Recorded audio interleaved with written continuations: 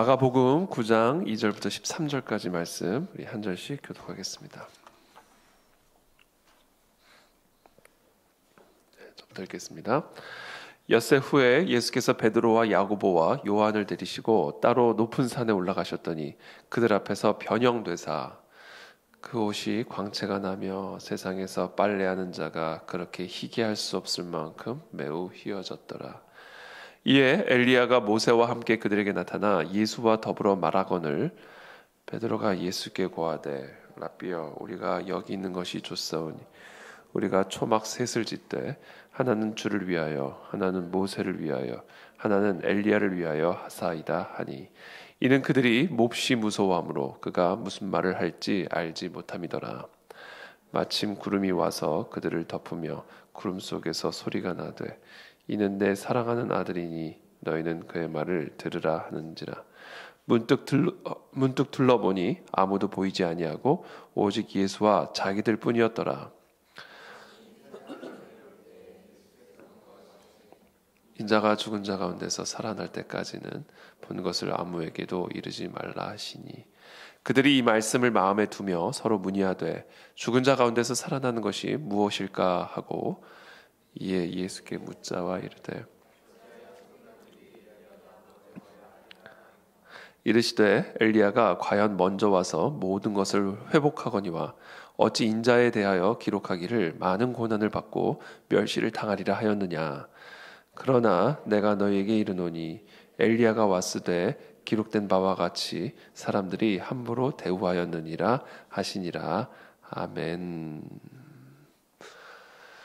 네, 요즘 날씨가 많이 추운데 또 이렇게 이른 아침에 또 이렇게 기도의 자리에 나오신 여러분 진심으로 축복하고 오늘 특별한 하나님의 은혜와 축복의 역사가 우리 모든 10년 가운데 있게 되기를 다시 한번 예수님의 이름으로 축복합니다.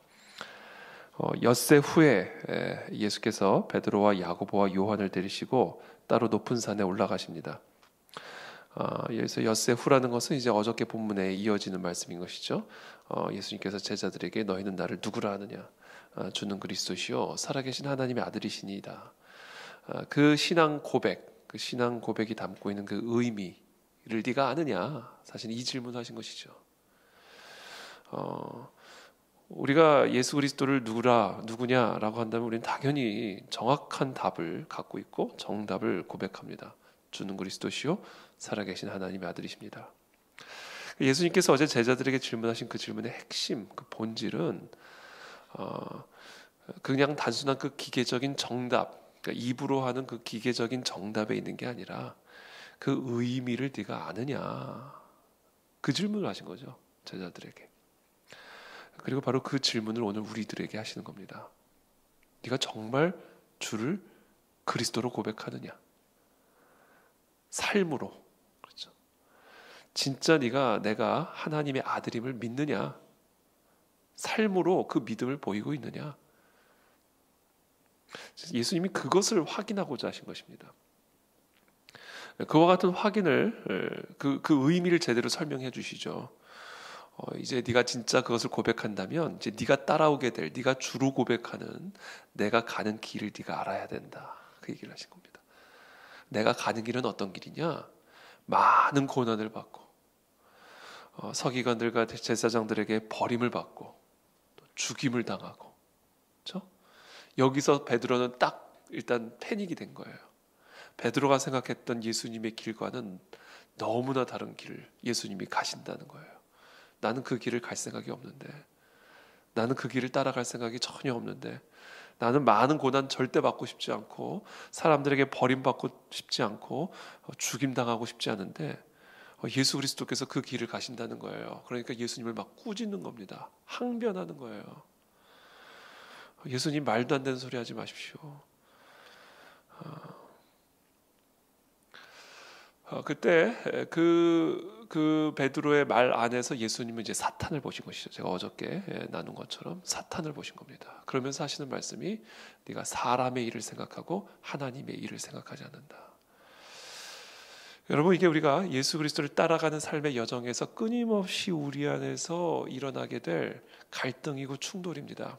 사람의 일과 하나님의 일, 사람의 길과 하나님의 길, 사람의 방법과 하나님의 방법, 사람의 뜻과 하나님의 뜻, 이게 우리 안에서 끊임없이 충돌합니다. 거기에 바로 영적 전쟁의 본질이 있는 것이고 사탄 마귀 미혹의 본질이 있는 것입니다.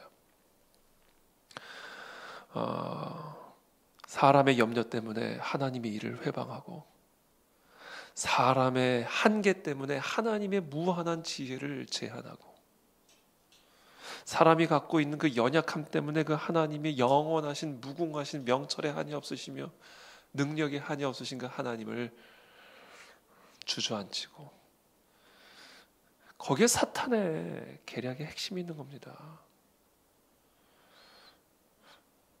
아버지 장례를 보러 가야 되니까 나중에 좀 따라가겠습니다. 그래, 죽은 자는 그렇게 그냥 알아서 하게 하고 너는 나를 따라와라. 예수님 말씀하시죠.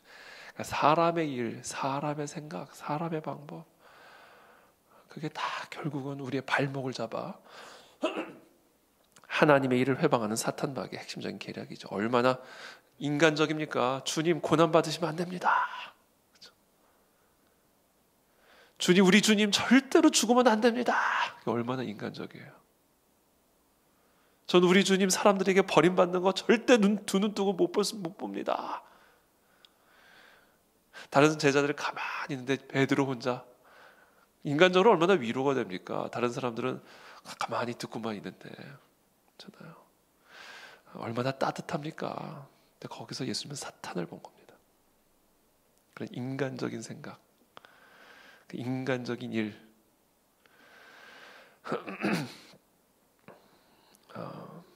우리 안에는 그와 같은 항변이 끊임없이 있어요. 하나님, 어떻게 이럴 수가 있습니까?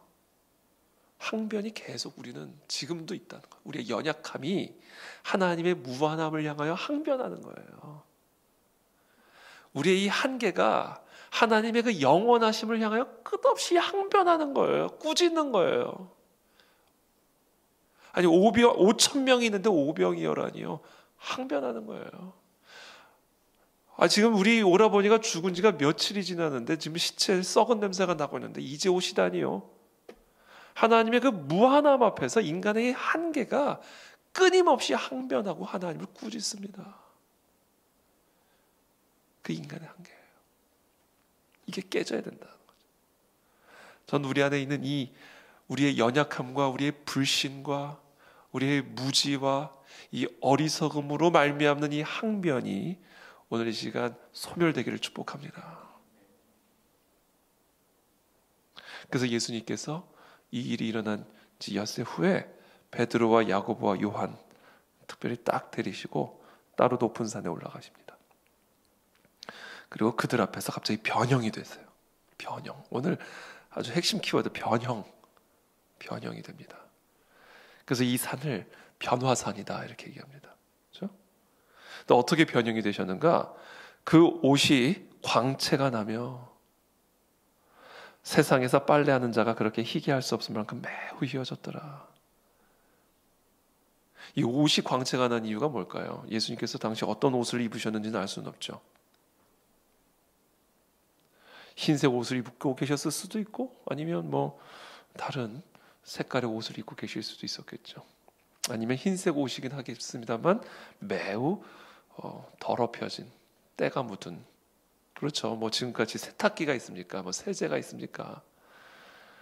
그러니까 빨래하는 자가 희귀할 수 없을 만큼이란 표현을 마가가 쓴 거를 보면 아마 더러운 흰 옷을 입고 계셨을 가능성이 매우 큽니다. 근데 그 옷이 더 빨래를 어떻게 하더라도 희귀할 수 없을 만큼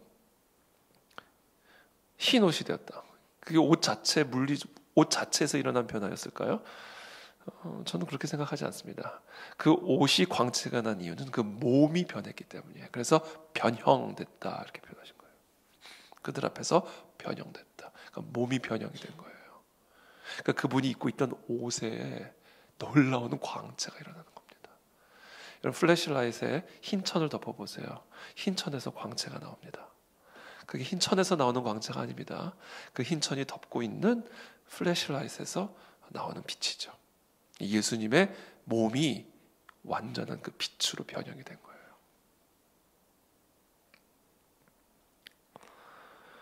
이에 엘리야가 모세와 함께 그들에게 나타나 예수와 더불어 말하거늘. 근데 갑자기 엘리야가 나타났어요. 구약의 엘리야. 갑자기 구약의 모세가 나타났습니다. 그리고 그 산에서 예수님과 함께 더불어 말씀을 나누신 거예요. 이 세 분이. 참 이해하기 어려운 그런 초자연적인 역사이죠. 그때 베드로가 예수께 고하되 랍비여. 자꾸 왜 베드로는 예수님을 랍비라고 부르는지 모르겠어요. 그렇죠? 우리가 여기 있는 것이 좋사오니 우리가 초막 셋을 짓되 하나는 주를 위하여 하나는 모세를 위하여 하나는 엘리야를 위하여 하사이다 하니. 이런 말을 하니 이게 무슨 얘기인지 여러분 아시겠어요? 5절에 갑자기 엘리야와 모세와 예수님이 대담을 나누고 계시는데 갑자기 베드로가 랍비여 우리가 여기 있는 것이 좋사오니 초막 셋을 짓되 하나는 주를 위하여 하나는 모세를 하나는 엘리야를 위하여. 그러니까 여기서 우리 집 짓고 삽시다 그런 거예요. 많은 신학자들이 이게 도대체 무슨 의미인가를 엄청나게 고민하고 해석하고 다양한 해석 안들을 내놓습니다. 근데 베드로가 왜 이 말을 했는지를 알면 이 말의 의미가 어떤 의미인지를 알 수가 있어요. 6절에 이는 그들이 몹시 무서워함으로 그가 무슨 말을 할지 알지 못함이더라. 너무 무서워가지고요 헛소리가 나온 거예요. 사람이 막 너무 무서우면요 막 헛소리가 나옵니다. 그러니까 지금 베드로가요 지금 이 광경을 보고는 너무 무서우니까 이게 자기가 무슨 말을 하는지도 모르고 그냥 헛소리가 나온 거예요. 헛소리. 누가복음에 보면 자다 깼다 이렇게 기록이 되어 있어요. 자다 깼다. 그러니까 자다 딱 깨서 일어나서 보니까 예수님하고 엘리야하고 모세가 대답을 나누고 있는 거예요. 그러니까 거기서 막 너무 두려우니까 자다 깨가지고 거의 뭐 잠꼬대 수준의 헛소리를 한 겁니다. 근데 마침 7절에 구름이 와서 그들을 덮으며 구름 속에서 소리가 나되 이는 내 사랑하는 아들이니 너희는 그의 말을 들으라 하는지라. 그때 갑자기 구름이 와서 그 구름 속에서 소리가 나옵니다. 예수님을 향한 하나님의 음성이죠. 이는 내 사랑하는 아들이니 너희는 그의 말을 들으라. 문득 둘러보니 8절에 아무도 보이지 아니하고 오직 예수와 자기들 뿐이었더라. 다 사라지고 예수님과 제자들만 남아있는 모습을 보게 됩니다. 지금 이 변화산 사건이 담고 있는 의미가 무엇일까? 일단 예수님은 첫 번째 부활에 대한 가르침을 주고 계십니다. 부활. 바로 직전 어저께 본문에 보면 이제 내가 죽는다. 그러나 사흘 만에 다시 살아나리라 그렇게 말씀하셨죠. 그러니까 사실 지금 그 어저께 그 본문 말씀에서 베드로가 막 항변할 일이 전혀 아니에요. 고난을 받고 버림받아서 죽임을 당하고 딱 여기서 자신의 한계에 막혀서 사흘 만에 살아나야 할 것들이 들려오지를 않은 거예요. 그게 들리지를 않은 겁니다. 무엇 때문에요? 자신의 수준, 자신의 한계, 인간의 한계. 그렇죠? 인간에게는 죽은 자가 살아나는 것은 없어요. 죽음을 이길 수 있는 인간은 없습니다. 그래서 지금 예수님은 다 고난도 받고 버림도 받고 죽임도 당하는데 그거 내가 다 이길 거야. 지금 그 말씀하신 거거든요. 근데 그것을 이길 수 있는 자는 없다고요. 그러니까 베드로는 딱 자기 수준에서 편집해서 들은 거예요. 분명히 말씀하셨어요. 사흘 만에 살아날 거다. 그러면 그게 귀에 들어왔다면 거기서 예수님을 꾸짖을 일이 아니죠. 정말 놀라서 환희에 차서 예수님을 예배하죠. 그럼 우리도 살 수 있는 겁니까, 주님? 우리도 죽어도 다시 사는 겁니까? 그럼 고난받는 거 두려워할 필요가 없겠네요. 버림받는 거 두려워할 게 없겠네요. 죽임당하는 거 두려워할 일이 아니네요. 우리가 이 모든 걸 다 이기는군요. 그리스도만 따라가면 할렐루야 기뻐하며 외쳐야 될. 나도 주님과 함께 죽기까지 따라가겠습니다. 죽어도 다시 산다 하시니 할렐루야. 우리가 죽음을 이기는군요. 그리스도만 따라가면. 이게 정상적으로 나와야 되는 반응이에요. 이 말씀을 제대로 들었다면. 그런데 그건 안 들리는 거예요. 그리고 그냥 고난, 버림, 죽임. 딱 이 세 가지 키워드에 귀가 꽂혀가지고 바로 이어지는 말씀, 사흘 만에 살아나야 할 것을. 그건 들어오지가 않은 거예요. 그래서 예수님이 이들을 데리고 올라가시는 겁니다. 그리고 자신의 몸이 변형이 되는 것을 보여주시는 거예요. 이 변형된 몸은 무엇을 의미하는 것일까? 이건 부활하신 예수 그리스도의 몸을 미리 살짝 보여주신 겁니다. 너희들만 봐라. 살짝 너희들만 봐라. 그러면서 예수 그리스도의 부활하신 그 모습을, 예수님께서 부활하셨을 때 보여주실 모습을 살짝 보여주신 거예요. 마태복음 28장 1절 보면 안식일이 다 지나고 안식 후 첫날이 되려는 새벽에 막달라 마리아와 다른 마리아가 무덤을 보려고 갔더니 큰 지진이 나며 주의 천사가 하늘로부터 내려와 돌을 굴려내고 그 위에 앉았는데 그 형상이 번개 같고, 이 번개 같다는 얘기는 뭐예요? 빛. 그 형상이 번개 같고 그 옷은 눈같이 희거늘. 그러니까 그분의 몸은 번개예요. 빛이에요.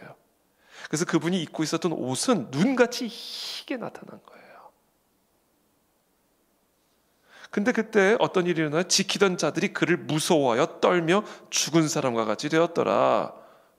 그럼 지금 베드로가 지금 딱 그 상태인 거예요.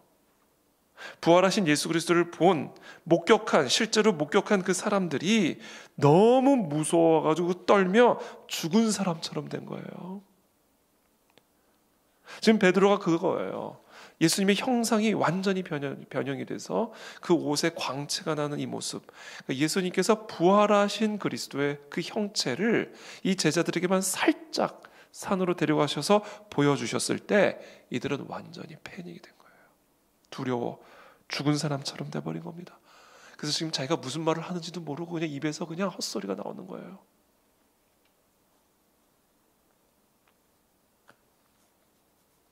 그래서 9절에 오늘 보면 9절 다 함께 한번 읽어보겠습니다. 9절 시작. 그들이 사실 9절 본문 틀어주세요. 9절 시작. 산에서 내려올 때 예수께서 경고하시되 인자가 죽은 자 가운데서 살아날 때까지는 본 것을 아무에게도 이르지 말라. 그러니까 죽은 자 가운데서 내가 다시 살아날 때까지는 본 것을 아무에게도 이르지 말아라. 예수님은 지금 부활하신 그리스도의 그 변형된 모습을 미리 보여주심으로써 이 제자들에게 부활이라는 개념을 가르쳐 주신 겁니다. 이 말로는 못 알아들으니까 그래서 실제로 보여주신 거예요. 이 몸의 변화를 통해서. 그 말을 들은 제자들이 이 말씀을 마음에 두며 서로 문의하되 죽은 자 가운데서 살아나는 것이 무엇일까? 이제 드디어 이 개념이 들어온 거예요. 그러니까 어제 본문에서 예수님이 죽은 자 가운데서 내가 다시 살아난다는 말씀을 했을 때만 해도 그건 아예 귀에조차 들어오지조차 않았어요. 그냥 자동 편집이었어요.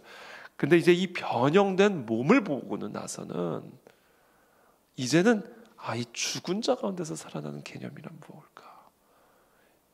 이게 드디어 일단 머릿속에 들어오게 된 것이죠. 그래서 오늘 본문은 이 부활에 대한 개념을 제자들에게 가르쳐 주시기 위해서 예수님께서 이 제자들을 산 위로 데리고 가셨음을 우리는 알 수가 있는 그런 본문입니다. 마지막으로 한 가지 두 번째 메시지는 뭐냐면 이 부활이라는 개념은 죽은 자가 다시 살아난다라는 이건데 이거는 우리의 연약함을 가지고는 이해할 수 없는 개념입니다. 하나님의 그 무한하시고 영원하신 생명은 우리가 이해할 수가 없는 거예요. 하나님의 세계는 인간의 지력으로는 이해할 수가 없는 세계입니다. 하나님의 능력은 인간의 능력의 수준으로는 절대로 헤아릴 수가 없는 거예요.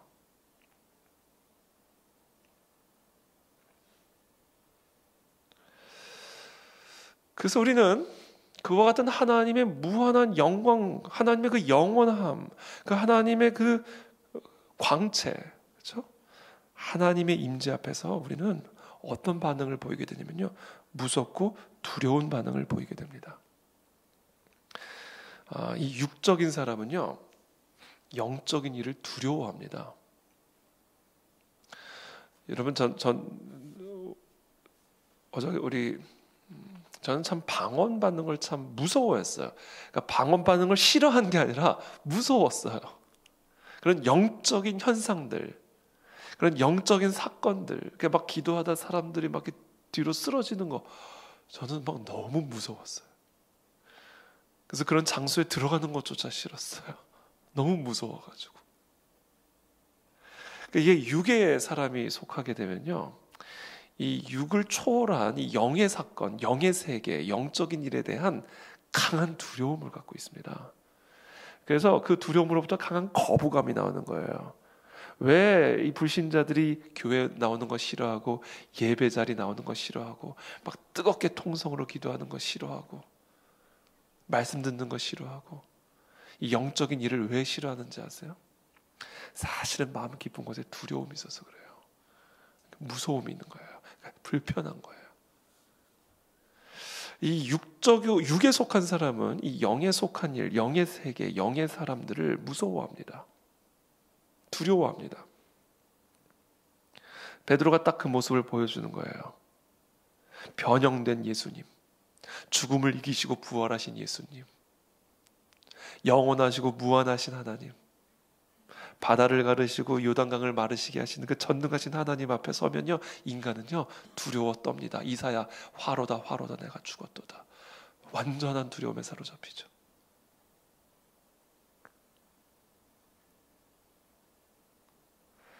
그 지금 아주 육에 속한 베드로의 모습을 우리에게 보여주고 있는 거예요. 영적인 일을 이해 못하고 영적인 세계를 도무지 이해 못하고 그냥 거기서 두려워가지고 자꾸 헛소리가 나오는 연약하기 짝이 없는 우리들의 모습, 인간의 모습을 보여주는 것이죠. 하나님의 전능하심 앞에서 인간의 연약함으로 나오는 말은 다 헛소리예요, 사실은. 하나님의 그 무한함 앞에서 인간의 이 한계에서부터 나오는 그 어떤 합리적인 말도 그건 다 헛소리들이에요. 그렇잖아요.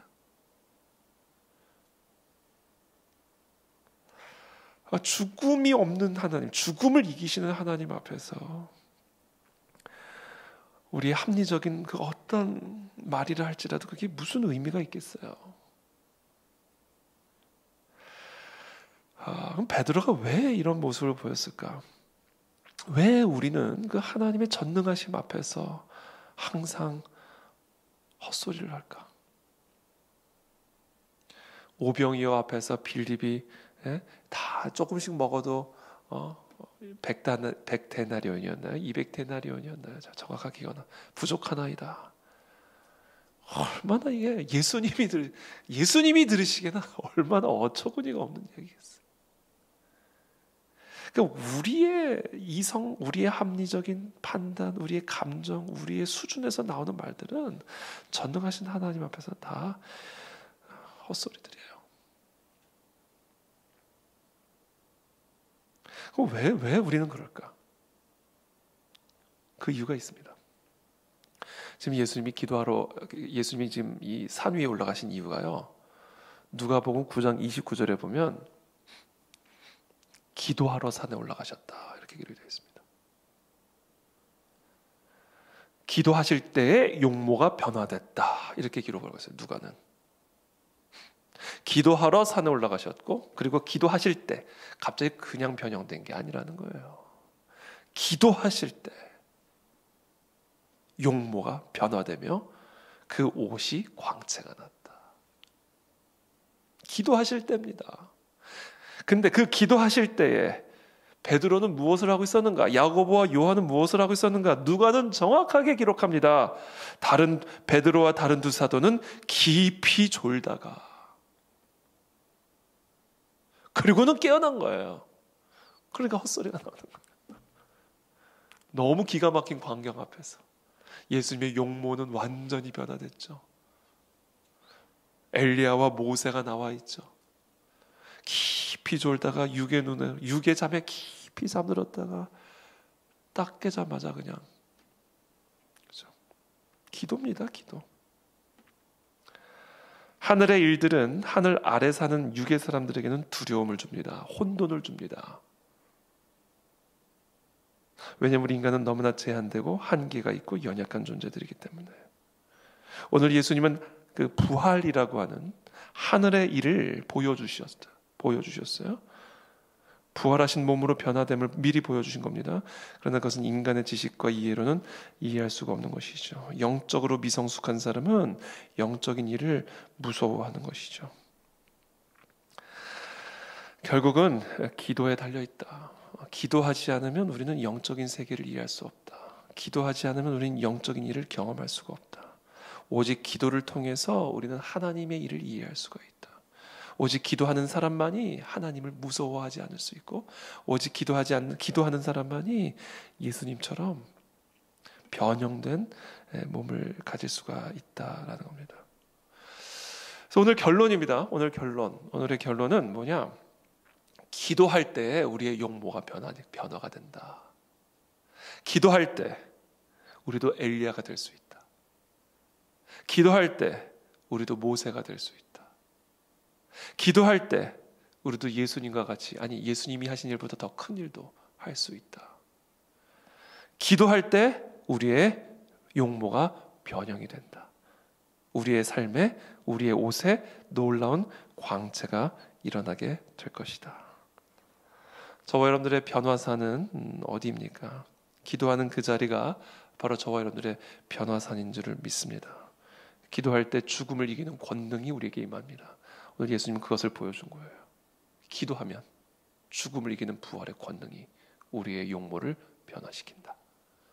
우리가 기도를 하면, 우리가 아무리 연약한 베드로와 같은 모습을 가진 연약하기 짝이 없는 존재를 할지라도 죽음을 이기는, 모든 고난을 이기는, 모든 절망을 이기는 하늘의 권능으로 우리의 용모가 변화된다. 무엇의 비결이 있는가? 기도에 달려있는 것이다.